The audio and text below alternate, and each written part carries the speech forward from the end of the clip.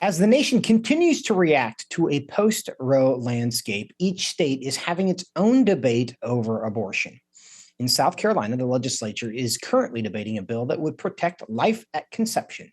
And one of the debates has to do with whether there should be exceptions for the life of the mother. It turns out the idea that abortion could be necessary to save the life of the mother may be a relic of the 1970s medical knowledge. Joining me now to discuss this is Joy Stockbauer. She's a policy analyst for FRC's Center for Human Dignity. Joy recently published an article at the Washington Stand on this topic with the headline, "States are ready to stop pretending that abortion can save lives." Joy, good to see you today. Thanks for having me. A little context here for this debate. Just give us a quick update on what's happening there in South Carolina. Sure. So South Carolina's House had introduced and passed a great bill that was a life at conception bill, but now the Senate has sent it back to the House as just an amendment to the state's already existing 6-week protection. And this bill is somewhat hung up in the Senate. They're debating it. They haven't just accepted the version that's come over from the House.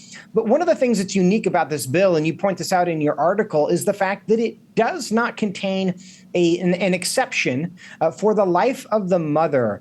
Why do you think this is significant?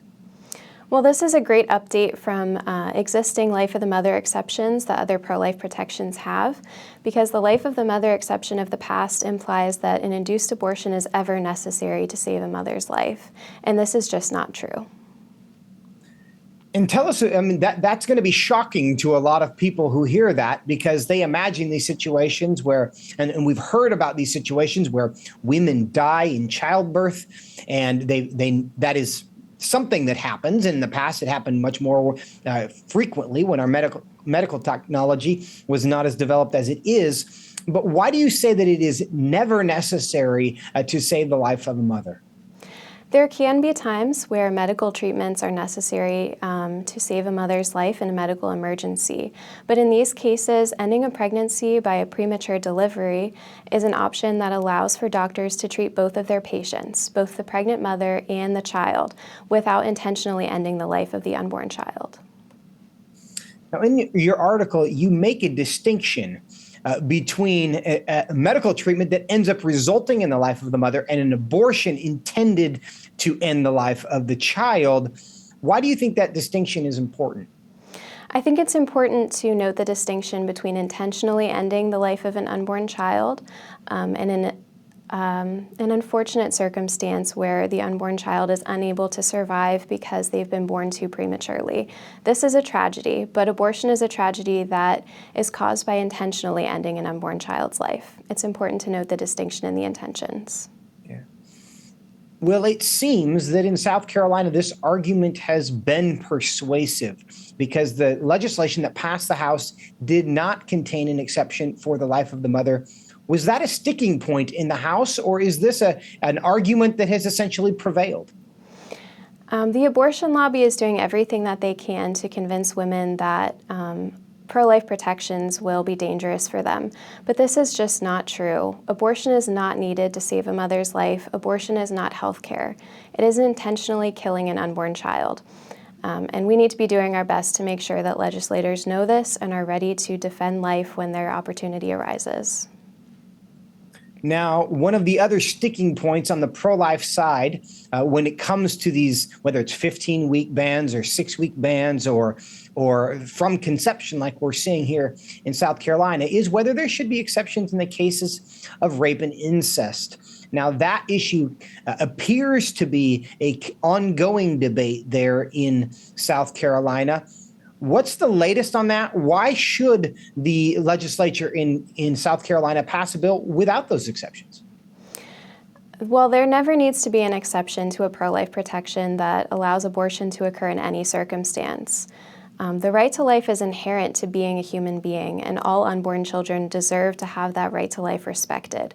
That doesn't change dependent on the circumstances of conception. Do you believe that the majority of the Senate there in South Carolina is going to be persuaded by that argument? Is that an argument that's a winner at this point, do you think? I think that even in cases where it's not a popular argument, it's important to continue educating our fellow pro-lifers on why it is important to protect life regardless of any exception or any difficult circumstance that has arisen around the pregnancy. Joy, do you have any indication about a schedule there in South Carolina? I do not at this time. It remains to be seen. Okay. How many other states have adopted the position that South Carolina has where there is no exception for the life of the mother? Is that are we in the beginning of seeing states adopt that, or is that a trend already? If South Carolina were to pass the House version of this bill, they would be the first state to pass a pro-life protection that does not use the standard life of the mother exception. So that would be a great step forward for the pro-life movement to understand that there are no circumstances where abortion is necessary, not even in medical emergencies. This is a great illustration of just how specific and personal the abortion debate is going to be in each state that encounters this, and how in every state, depending on the climate of that state, the legislature of that state, the population in that state, you're going to see every debate over abortion be very particularized. Joy Stockbauer, thanks for joining us today. Thank you for having me.